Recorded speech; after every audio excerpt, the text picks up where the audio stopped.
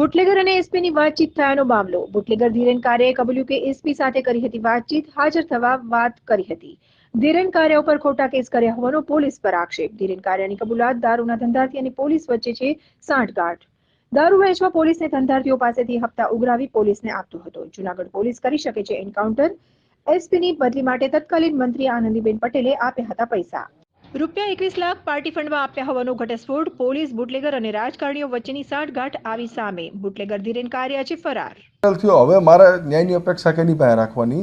તમે એ ડિવિઝનના ફોટા જોજો જે મેં મોકલ્યા હતા, તો આ લોકો અનહદ રીતે માનસિક વિકૃતતા ધરાવે છે આ અધિકારી, બરાબર? તો આવી પરિસ્થિતિમાં મારે હાજર થવું, મારી ઉપર, હું તો અત્યારથી જ જાણે ગુનેગાર હોય, હજી તો કોર્ટે મને કોઈ દોષિત સાબિત નથી કર્યો, તો આ ગુનાની સજાઓ પોલીસે જ એની મેળે આપશે?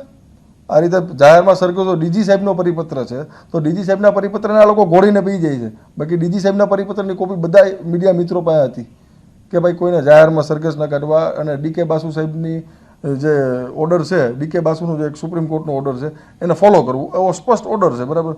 તોય આ લોકો મન પડે એમ કાયદો હાથમાં લે છે. તો આને આ કાયદાના રક્ષકો છે એ જ અત્યારે ભક્ષક બને, તો આની ઉપર કોઈ એક્શન લેવાતા નથી. અત્યાર સુધીમાં ડીજી સાહેબે જે પરિપત્ર બહાર પાડ્યો એ પછી અસંખ્ય બનાવ એવો બન્યા છે, અને જે એ ડિવિઝનનો બનાવ બન્યો હતો એ હું તમને કહું, એવો આખા ભારતમાં ક્યાંય એવો બનાવ નથી બન્યો. તોય આવા એસપી સાહેબ ઉપર કે જે કરનાર અધિકારીઓ છે કોઈ ઉપર કોઈ એક્શન લેવાના નથી સરકારમાંથી.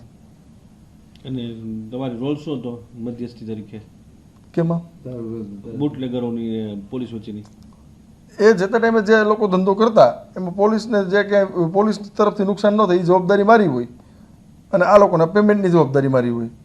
એવા ઘણી જગ્યાએ વ્યવહારોમાં હું વચ્ચે હતો, ભૂતકાળમાં હતો ઘણી જગ્યાએ. બુટલેગર પાસે પોલીસને આપતા? હા, એટલે એ મધ્યસ્થીના રોલ તરીકે હતો. આનંદીબેન પટેલ સાથે શું, કેવી રીતે તમે પાર્ટી ફંડમાં આપ્યા? કેટલા રૂપિયા આપ્યા? શા માટે આપ્યા હતા? એ 21 લાખ રૂપિયા સાહેબની બદલી કરાવવા માટે આપ્યા હતા. ક્યાં સાહેબને? સૌરભસિંહ સાહેબ એએસપી તરીકે હતા ત્યારે મારી ઉપર જે ખોટો કેસ કર્યો એટલે એની રજૂઆત કરો. હું ગાંધીનગર ગયો હતો કે જો આવા જ અધિકારી ખોટા અમને હેરાન કરે તો જતા ટાઈમે પાર્ટીનું જે મોટું જે કામ હતું એના માટે એ ખર્ચ મેં ભોગવેલો હતો.